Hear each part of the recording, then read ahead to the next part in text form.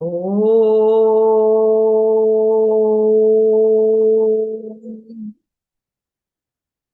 Om.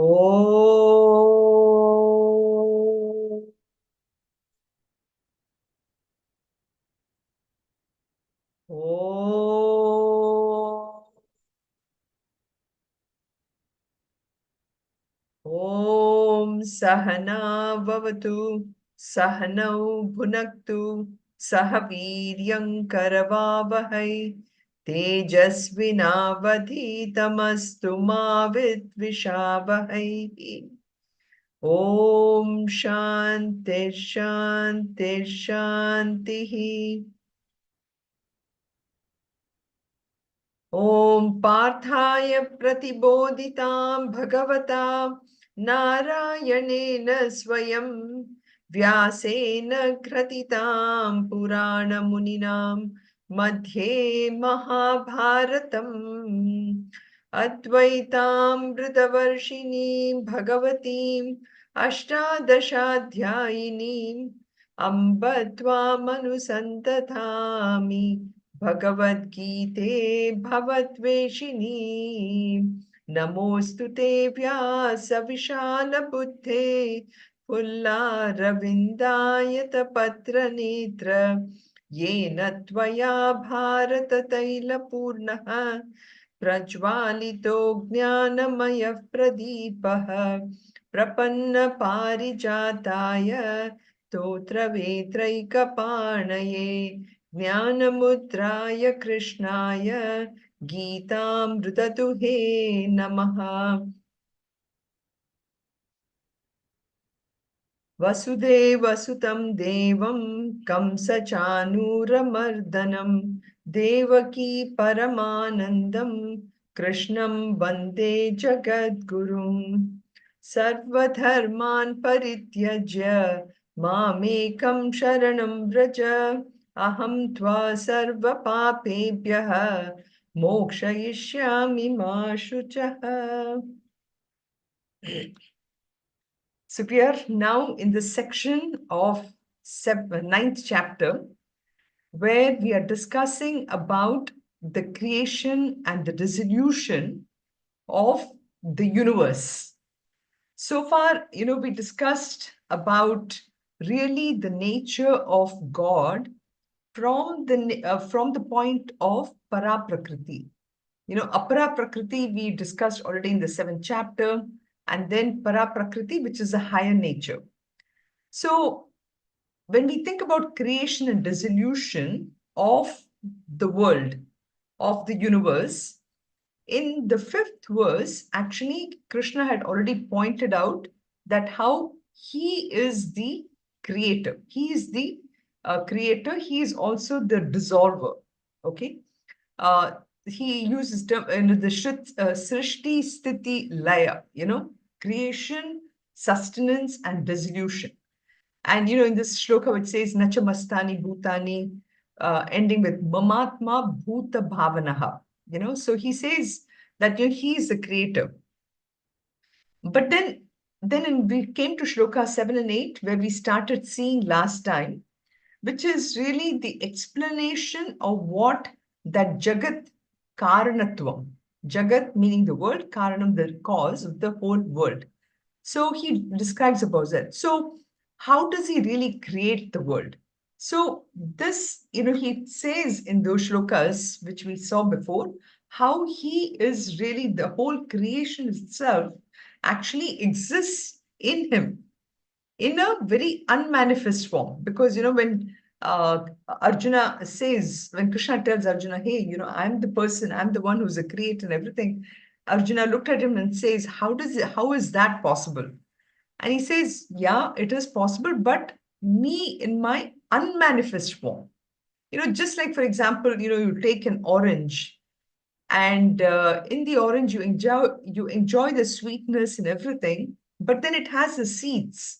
What do you do with the seeds? The seeds are actually, the one seed of it can create a whole world. But when you see the seed, you don't think about it. So it is in a very unmanifest form, right? So it has a lot of potential. We call this, it is in a potential form.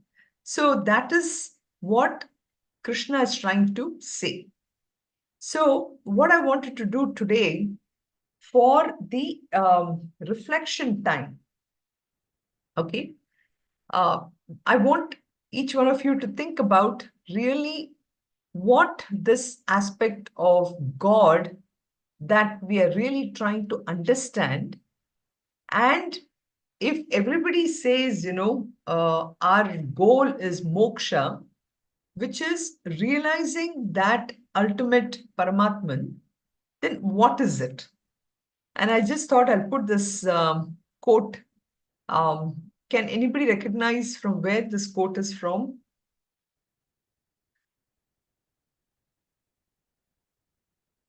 If you don't, what is that? Alice in Wonderland? Alice in Wonderland, exactly. Exactly. It's I just thought about this quote because if you don't know where you're going, any road will get you there. So today, we live in this world looking for happiness, but we really don't know where this happiness is. And depending upon our own mental state, whatever we do can make us happy. Okay. But at the end of the day, we believe that the ultimate source of happiness is that God. And uh, for us in a human form, it is possible to go to that level. But if I don't know how to reach that point, then and I'll be always floundering, and any road will probably get me that happiness, but it is not the ultimate happiness. Okay. So I was just trying to connect the quote with this whole thing. So having said that, I guess a reflection point for each one of us, because this chapter of ninth chapter is the most powerful of all the chapters, because it talks about the essence of the Upanishad. Okay, the essence of the Upanishads are in the shlokas all the way from 4 to 10. So that is why we are spending a little more time thinking about it. So I want to ask each one of you, when you think about that ultimate Paramatman, okay, Paraprakriti, we are talking about, what qualities comes to your mind? And in the next slide, actually, I have all those qualities listed, but I just thought I'll ask you. I did not understand the question.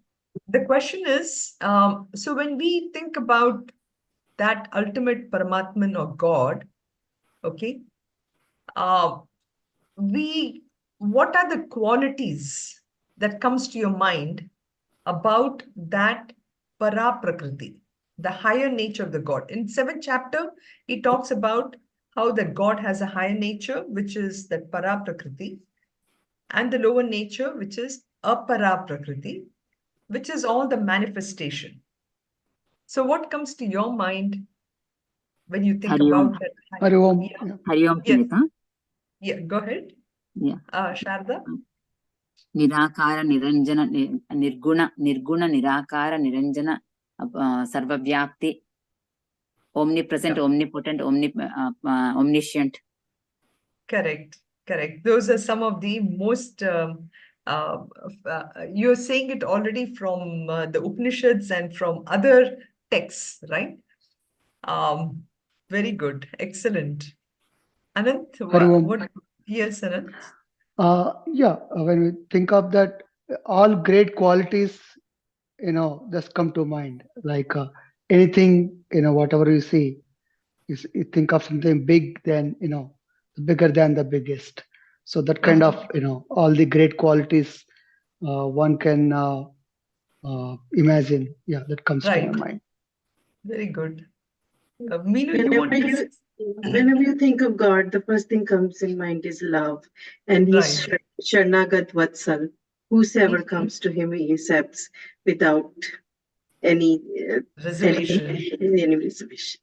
Right. Very nice. But when you think about this chapter, yeah, go ahead, Madhuri. You wanted to say? Yeah. No, Gunatita, just like, Gunatita. Meenu said, it's above all the gunas. So. Yeah, Guna Atita. Yeah, very good.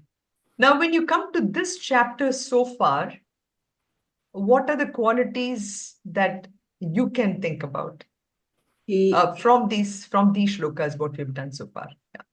that he is beyond time and space, Uh-huh. and creation, preservation, and destruction, they go on. He doesn't get involved, but it just goes on. And Right. at the end of a kalpa period, they all come and merge into him. That's right. Yeah. That's right. So Hari that Om. you're already talking about the shlokas 7 and 8. Yes, very good, Amma.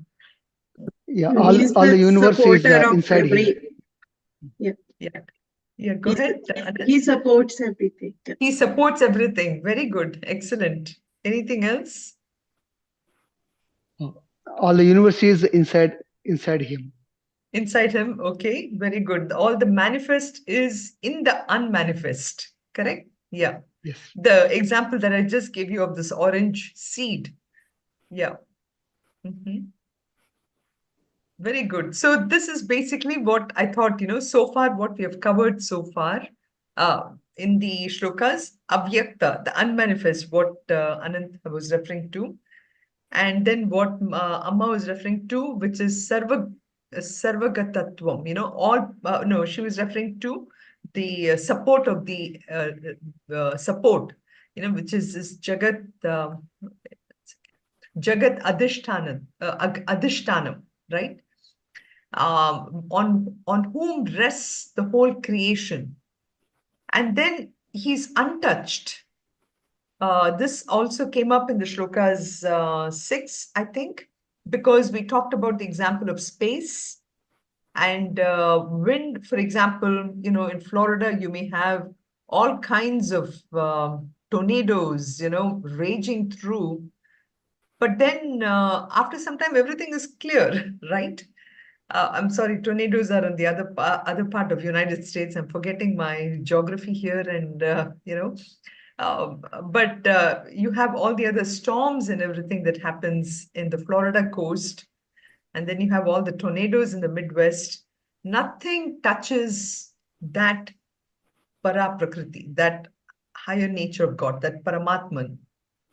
And then we talked about, Amma talked about this, which is the cause of creation, dissolution, everything happens, all the kalpas, everything happens in this, in this Paramatman, But Paramatman is untouched and all pervading, is the support of the entire visible universe. It is avyakta, unmanifest. So the just thought I'll put the whole thing here.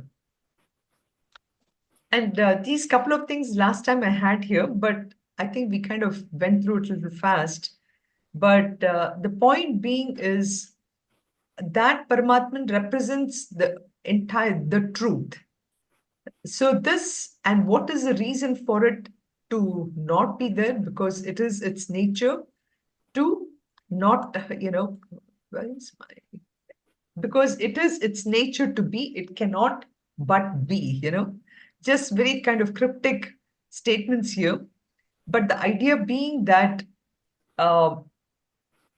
it is, it is avyakta, it is the substratum, it is the support of the whole universe, and it is that absolute truth what we are seeking. And this is why I put that Lewis Carroll quote as well, which is to show that, we are seeking towards that truth. And it is a truth which is that infinite self.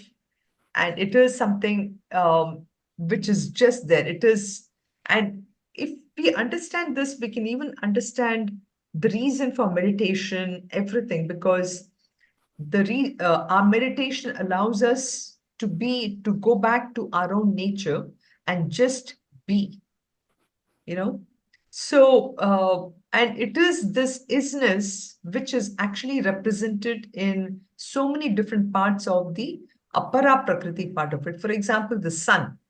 We never question why is the sun bright or hot. It is its nature. It is the essence. So too, the essence of the ultimate essence of that Paramatman is that truth, and it is what it is, if I want to use it in a very simple manner. So that it is that absolute truth. It is what we are trying to reach. And it is really ourself. And it at the highest level, that is what our nature. So it is an aspect of consciousness, and it is also very complete. If I can take that understanding and what Meenu also said, which is pure love, ultimately it is that absolute pure bliss, pure love state, and it is complete, and it is our complete nature. And that is where we are all trying to reach. So Krishna says that everything ultimately is because I am not because they are, I am because I cannot not be that ultimate self, So this is the most powerful things that Krishna is really explaining in all these shlokas of, 4 to 6 almost. So I just wanted to give you that very high level cryptic message if you think it is, but it is where we are trying to reach ultimately, which is that avyakta state. We are that absolute potential form, and this is really truly our nature. This is the nature of the entire world. This is that ultimate nature of that absolute truth. And we are complete. We are completely fulfilled. There is nothing else that we need to seek in our higher nature. But yet, we become very attached to our lower nature, and we start seeking for that completeness in all the lower nature, which we can never ever achieve because they are the finite aspect. But in my true nature, I am that infinite, which is complete, and which is the nature of that absolute self. So that is where we had come. So this is just a reflective part of it, which I wanted to introduce. Any questions or thoughts before we go further up to?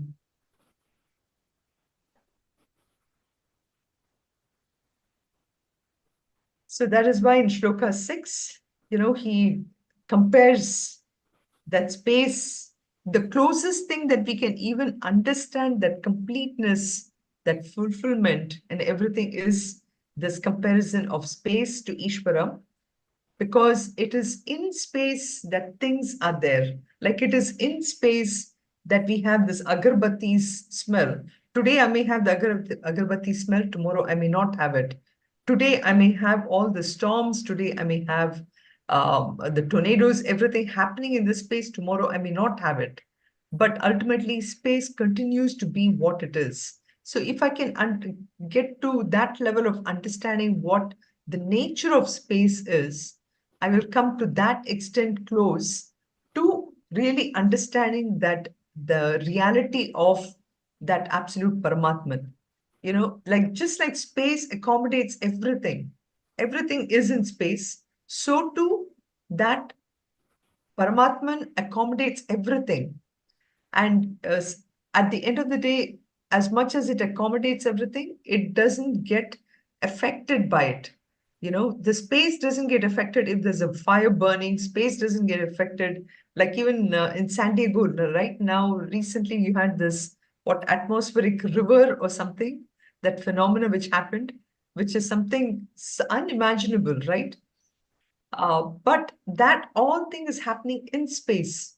And we have enough shlokas in previous, in chapter 2, for example, achedyo yamadahyo yam, where you cannot even cut space, you cannot burn space, everything. So too, that's how that nature Paramatman is. So all these things, we we discussed it, and just wanted to kind of wrap it up as a reflective exercise. So then, now that we understood what that absolute para prakriti is, that para prakriti is really the source for creation also. How does that happen? So for us today, we look at creation and dissolution as a kind of a linear process. Something is created, something is sustained, and something just dies. So we think it is linear, one leading to another. But in our philosophy, we look at it about how this creation is not a linear process, but is actually a very cyclic process. We get hung up on the linear process, and we think that, for example, even with looking at the sky, well, that's just an example to show how ultimately everything is nothing but an illusion. But this is why, so in Shloka 7, we find that he talks about how sarva bhutani kaunteya prakritim yanti mamikam kalpakshaye punah tani kalpadav visrujami aham. So he talks about that at the end of the day, all the beings, they merge into my prakriti. So prakriti is this lower nature of Paramatman, and in that, everything keeps happening again and again and again. And he says, kalpami visrujami aham. So I I project this whole universe. Just like, for example, we said this example of space in which things happen, things seem to be created, things seem to die. So too, in this case, this is how it is, so it is this Prakriti Pralaya, the cycle is actually the largest, which is again in chapter 8, we saw the Brahmaji's lifetime. It's a Mahapralaya. So just like how we, on an individual scale, we seem to be taking a birth, living and going back. Now you can imagine this individual, which is multiplied in millions and millions of times with the whole Srishti. Okay. That Srishti Praya, how, that happens. We already came up with all those numbers, huge amount of years. We are right now in the Kali Yuga, which is in the middle of the, the cycle, which is so huge, which will take many years before this whole pralaya can really happen. So if you look at this from a scientific point of view, we can look at this as, maybe even this law of conservation of matter and energy. We know that nothing is really created, nothing is destroyed. They are only being recycled, Even an ounce of matter cannot be created by anyone, including God. Now here, we are looking at God from a standpoint of the form of God, In the level of formless, it's different. So in the formless, the creation is happening, but how it is happening, we are going to discuss this. But these shlokas, this avyakta dini bhutani vyakta madhyani bharata, avyakta nidhana nyeva tatraka paridevana. In chapter 2 itself, Krishna was referring to this. And again, in the 8th chapter, he talks about avyakta vyaktaya sarvaha prabhavante haragami ratrayagame praliyante tatra avyakta samyake. So the shlokas have already talked about this aspect of the cyclic nature. So how do I understand that this aspect of Srishti Laya happening in that God, which is not doing anything? So is that really possible? So that part of it, we can look at it from an example of a dream. Okay. Now, in a dream, we know that, when I go to bed, I can create an entire drama of everything, which when I wake up, ultimately the whole thing then just goes back into my own self, right? So that, if I can just take that as an example, then I can understand how this whole creation is happening in that in that space, So just like how it is happening in the dream. So creation is actually, therefore, you can look at it as more of a cyclic process, and it's not really linear. And this is a part that he actually talks about in the shloka number 8. So in shloka number 7, he basically says that, all this creation, they seem to live for a short period of time and they merge back into the Prakriti. And from an individual point, we can understand that. But now we have to look at it from a collective point of view. How does it happen? And that's what this whole thing of Kalpa comes into play, and Brahmaji and everything. And in shloka number 8, now he's trying to show that how this whole thing cannot be possible if they are not illumined by that consciousness principle. Because Prakriti as such, Prakriti, which is nature, if you think about it, all this is very inert.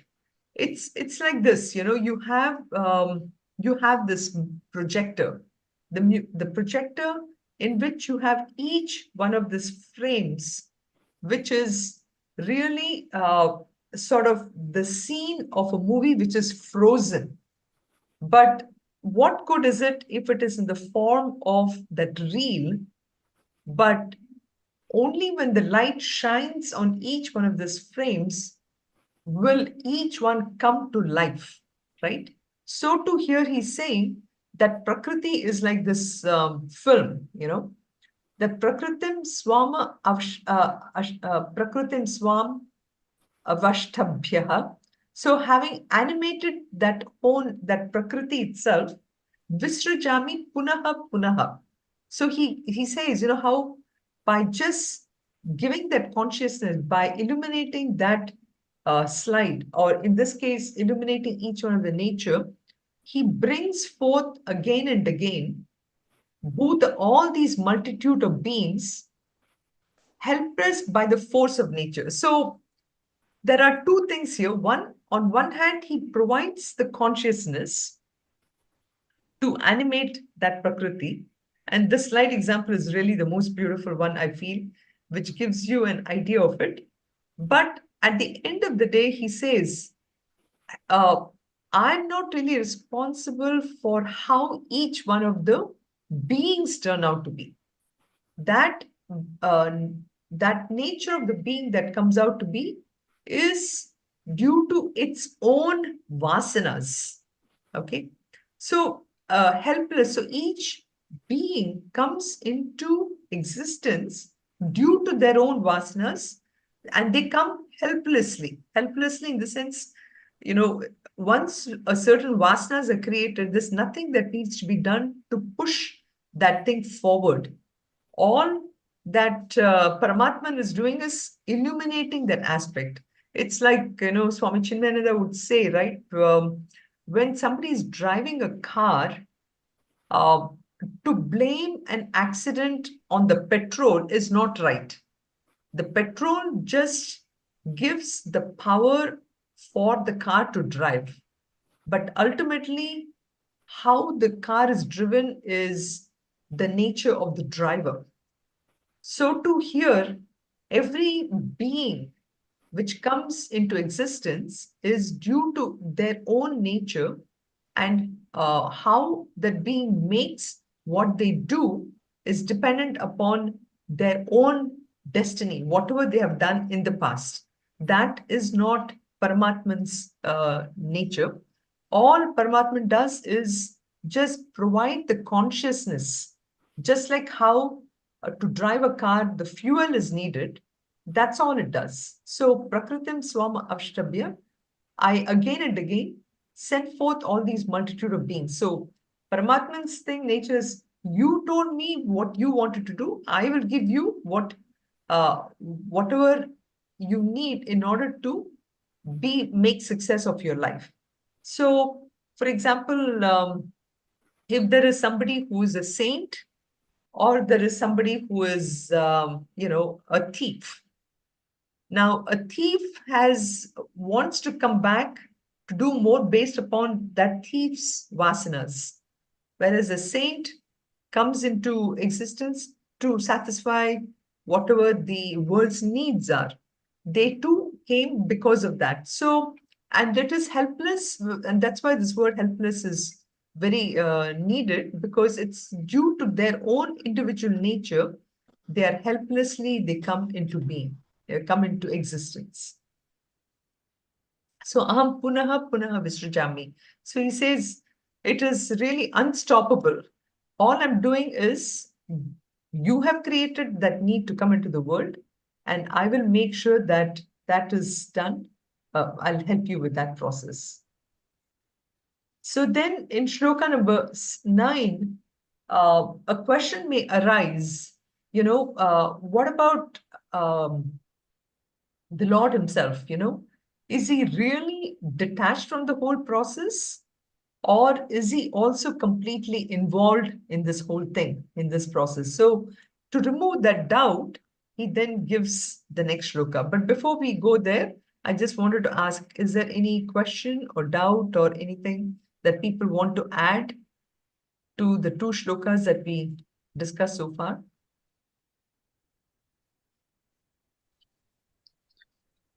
Hariom, one question. Yeah. Why is the Prakriti called a lower nature? Is that Prakriti in 7th chapter itself we discussed, because the lower nature is determined by the finitude. When I say finite, it is governed by time and space. Whereas the higher nature is not governed by time and space. And the lower nature is something which is, is subject to the creation, dissolution, and maintenance, that cycle. That's why it's a lower nature. Thanks. Yeah. So in shloka number 9, he says how he himself is not affected. Just like how this example that I gave of the car, where the fuel itself, does its job, but it is not the reason for a particular act of the driver, right? So too, here he says, Nachamam tani karmani nibadnanti dhananjaya udasina vadasinam asaktam teshu karmasu.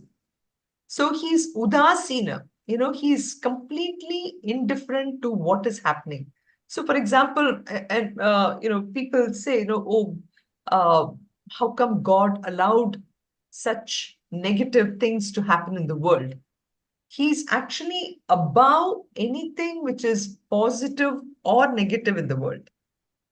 That is very important to understand, and also something to keep in mind, because we say this, or this thought comes to people's minds, and but if we recognize the fact that not only is he responsible for not only is he not responsible for the good things, but he's also not responsible for the bad things. But when something's good happened to us, we immediately say, oh, it is because of because I prayed so much, because I went to Tirupati so many times. This is why it happened. The idea behind going to Tirupati is a little different. If I go with the bhav that I recognize that Paramatman in that idol, then it's different. But when I go there with the idea that I need something to be happening only for me or whatever, then it's different. So that's why he says, Nachamam tani karmani, these acts, they appear to be mine, but they are not necessarily mine. And because they're not mine, they do not na nibadnanti. So it does not really bind me. So ultimately for us, for common mortals like us, it is our own attachments to things that really binds us. Whereas I'm udasinam, I'm completely indifferent to it, and I sit unattached, asaktam. teshu, in all the acts of what is being done. So that is what and therefore he says, all these creation, dissolution, etc., all that is actually, it's a collective, force that is helping to keep this whole world in balance. But he's even beyond that aspect. So at the level of Ishvara, things are happening, but so he's not the karta. He's first of all, he's not the bhokta, which is what he's trying to show here. It doesn't bind me. The binding comes only when I'm a bhokta. I'm an enjoyer of my actions. But when I'm not even a bhokta, how can I be even a karta? So he is completely about this. So tani karmani mam na nibadnanti. So he's really way about this. And the karmas really don't bind him. He doesn't accrue. He doesn't even get any benefit from any of the karmas. And he continues to do what he has to do. And teshu karmasu asaktam. He's completely unattached to it.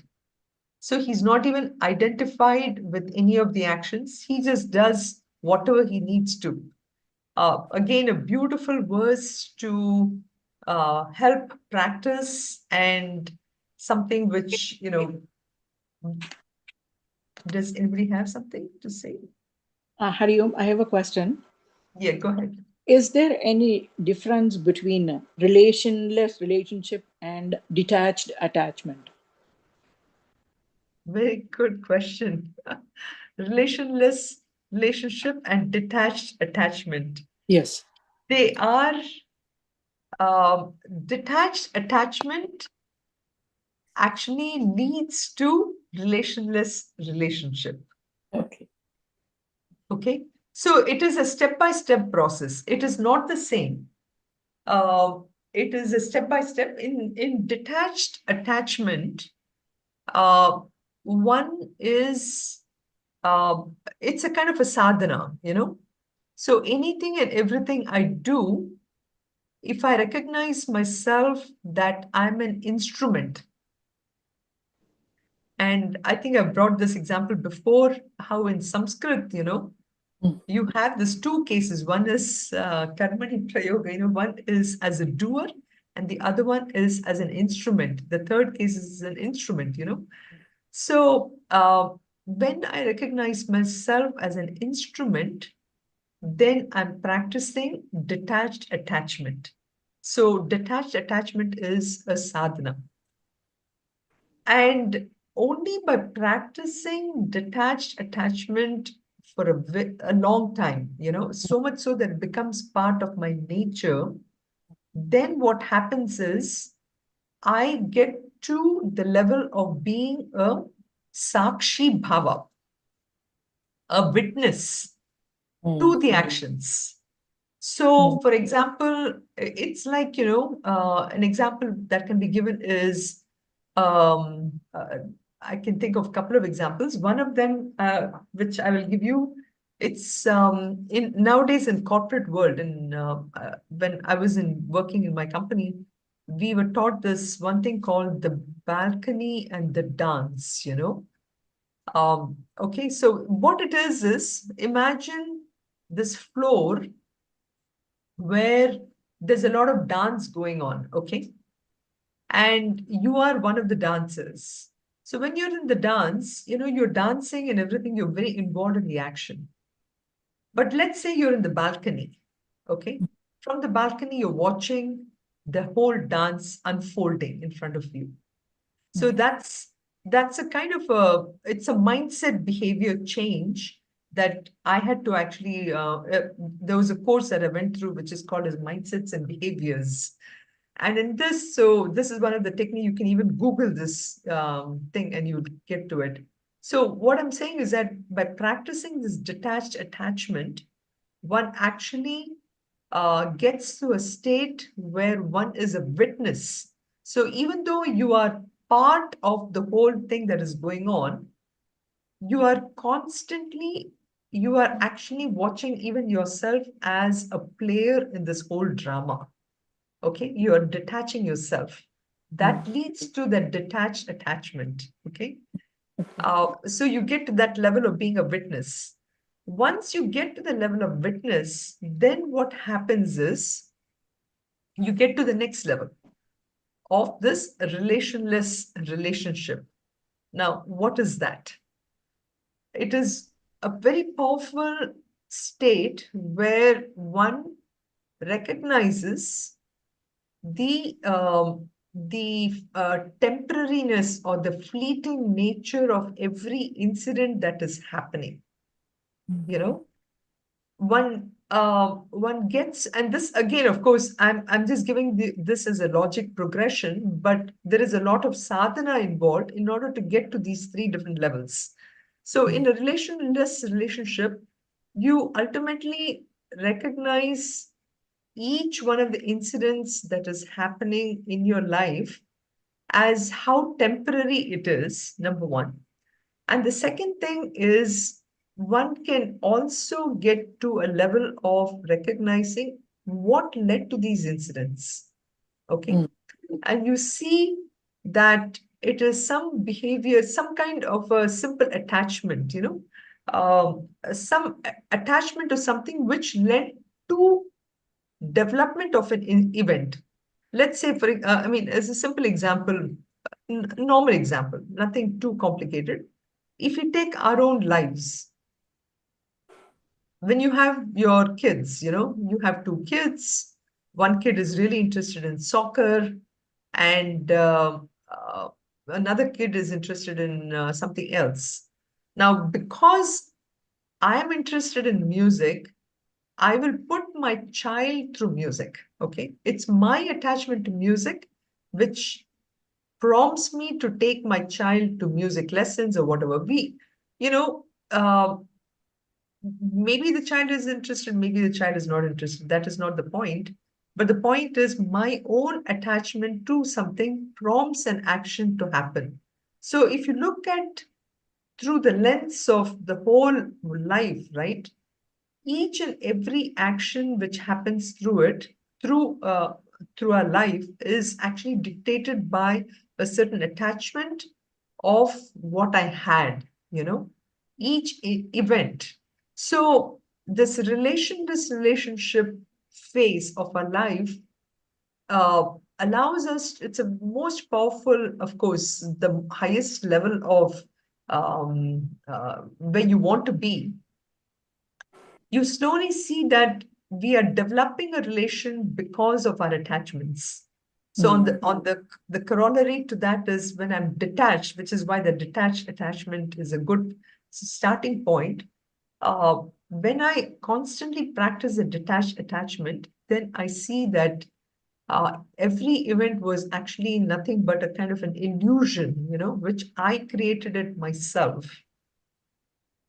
Okay. And so you recognize that the life itself is nothing but an illusion. That's what it leads to. And that is where the great Mahatmas, are able to live their lives. They're in and through the world, but they recognize that they do not have any relation as such. The relations are prompted primarily because of the attachment to certain things. I don't know, does it make sense? In simple words, we can say detached attachment is at the human level, and relationless relationship is at a higher level, like you said, Mahatma or Correct. and Exactly. above that. Yep. Okay. Exactly. Yeah, that makes sense. Thank you so much. No problem. Thank you for bringing it up, because the more and more and more we think about or reflect upon these terminologies also, it allows us to recognize what is my progress, where am I in my sadhana. And your explanation was very good. Thank you so much. So now we're coming to the last shloka in this series, which really talks about this the udasina, the udasina aspect, what we talked about, the indifference and the detachment of Paramatman from his creation. So this is just to bring about, this idea that the Paramatman doesn't change, due to the process, because of the process of creation. Actually, I think I had, maybe I will bring it up. I didn't put it into my slide deck here, but on my last slide, I will show you this example of a puzzle, to show how each one of us are actually affecting the destiny of somebody else in this whole creation. Okay. Paramatman by himself doesn't do anything. Paramatman is in that relationless relationship or this detached attachment, however way you want to look at it. Paramatman is way above that. And again, using that example, what I said about the fuel, he just gives the consciousness, he gives the existence, he gives all that for us in order for us to play ourselves. But he himself doesn't undergo any change. The changes happen because of the collective nature of each one of us. The Prakriti, which is a collectiveness, because of that is the one which actually causes all these changes and the creation, everything. He himself remains absolutely changeless. So this is really the key principle in our Vedanta philosophy, that supreme is an absolute constant. Nothing, he is not subject to any mathematical permutation, combinations. He's an absolute constant factor. Everything else can then be just measured with reference to that constant. And if we didn't have this constant to relate everything to, it would be impossible actually for us to bring any sense of reality. What is really that reality? It is that reality which doesn't undergo any change. It is absolute. That part of it needs to be completely clear. And that is where our Vedanta philosophy really takes you to, that unchanging, you want to call that as a baseline, what is that absolute baseline? What is that absolute constant factor? It is that Brahman, which is completely aloof from all creation, completely, and it's very different from how, the Semitic religions, right? They look at it differently. But for us, that is he's completely aloof. He's completely transcendent, if you want to think about it. So all these is how we define our God, our absolute nature of God. So that is what in shloka number 10, he talks about all this things that we already talked about, the Sakshi Bhava and everything. And he says, Maya Dhyakshena Prakritihi Suyate Sacharacharam Hetunanena Kaunteya Jagat Viparivartate.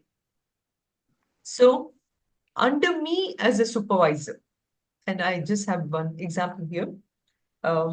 He says, Mayad Adhyakshena Prakriti. Under me as her supervisor, Prakriti, that is this totality, this total nature, which includes, when we say nature, what I mean by here is the nature of, all the inert materials.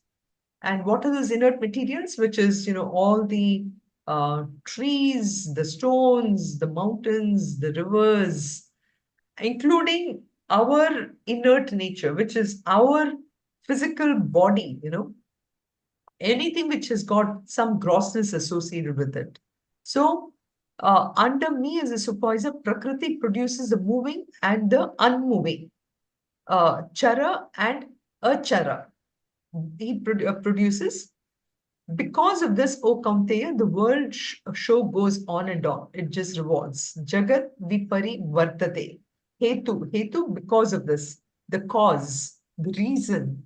Hetu Anena Kaunteya. So, under my supervision, the entire thing goes around. So here again, he's trying to show Now, somebody may say that, okay, see, here he's saying that he is the one who is directing it.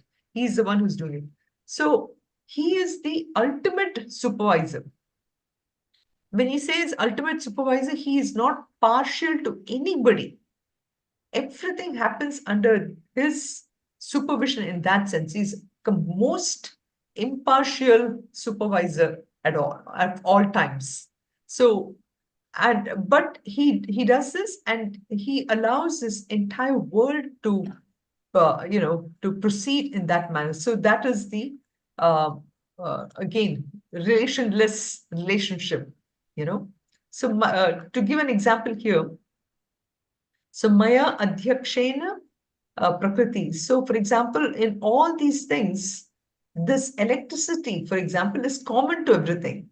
But ultimately, how the electricity is being used in this three different equipment is dependent upon the equipment, the nature of the equipment. Here I have this iron box here, and then we have this ovens, and we have the refrigerator in each one of them. Now, even here, like in Drisha Vivek, in second shloka, he says about how ultimately how that electricity is being used is dependent upon the nature of the equipment, which is like, for example, let's say, I have an old iron. That electricity, may not is actually not able to function well because of the old nature of the iron. But then what do we do when some things happen? We again taking this example to our lives. When something doesn't work, we immediately blame it on God. Just like how in here, if the iron doesn't work, we kind of blame it on, okay, the iron doesn't work, and we just throw it. Of course, we don't blame the electricity in here. We do blame the fact that the iron is old, or it's faulty, and all those things. So electricity is impartial. Electricity will give its thing to anything and everything, but ultimately how we use it is dependent upon the equipment. So too here, what he's trying to show is the thing about it is that each one of us individually are responsible for how I am allowing myself to be part of that whole thing. Like, for example, when Minu said, love is everywhere. It's a matter of how I am allowing that surrender. You use that beautiful surrender. You use, what was the word, Minu, you use for surrender? Adhyaksha, something you used, right? It was Sharnagat Vatsala. Sharanagati Vatsala. Sharanagati Vatsala. So that surrendering aspect, it's up to me on how much I surrender myself to that Vatsala, that Lord, So to hear, this is just to give, so he's at the end, a Sakshi Bhava, we have to use that. And he's again trying to say that ultimately the show goes on and on because of that power, which is that Lord. It's not that he is partial to somebody and therefore, it happens. It's more on how I recognize that absolute nature is, to that extent, I get the grace of the Lord. And I had this one example which I was trying to build it.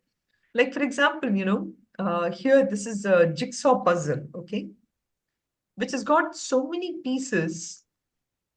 This is just to show you the different pieces, But each one of this piece, in order for us to get the most beautiful jigsaw puzzle, I have to make sure that each one of the pieces works with each other, okay? The designer has designed this beautifully, has given it to me. That's all that the designer can do. But ultimately, how I put these pieces together and make this work is up to me, and it is dependent on each one of these pieces. And this is what Prakriti is all about. Prakriti is this entire nature where we have to find ways to fit ourselves and to make it work. And the more and more we fit ourselves, the more beautiful this world is.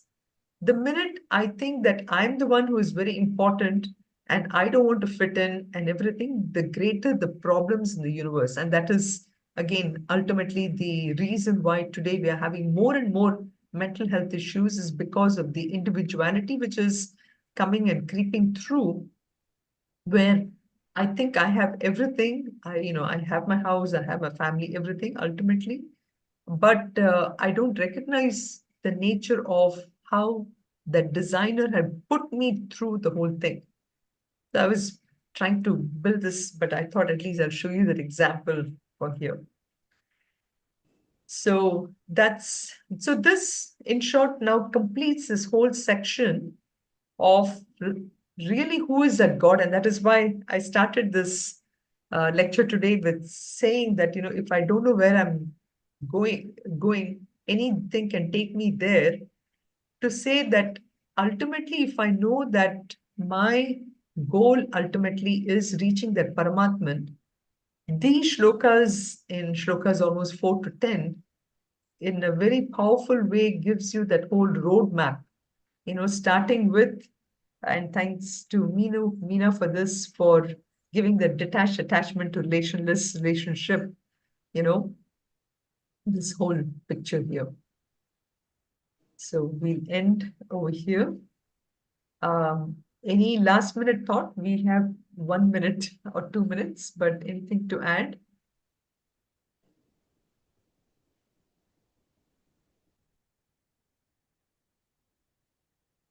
If not, we will conclude. Sarve bhavantu sukhinah, sarve santu niramayaha, sarve bhadrani pashyantu, ma kaschid dukkha bhag bhavet. Om shanti shanti shanti. Om purnamadav purnamidam purnat purnamudachyate. Purnasya Purnamadaya Purnameva Vashishyate. Om Shanti Shanti Shanti. Harihi Om Shri Gurubhyo Namaha. Harihi Om.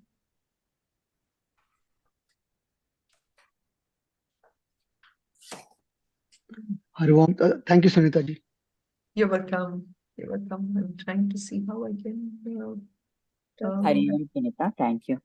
You're welcome. Thank you. Hari Om. Thank you, Hari Om. Sunitha. Hari Om. Hari Om.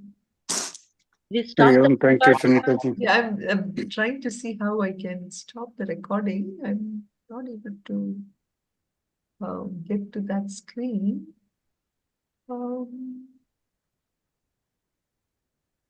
Hari Om, thank you so much. You're welcome. You're welcome. 1 second, I don't know. Where is You don't have recording here, Sunitha. Recording is not there now. Now it's not there? Okay. No. Maybe it's, there it is. 1 second.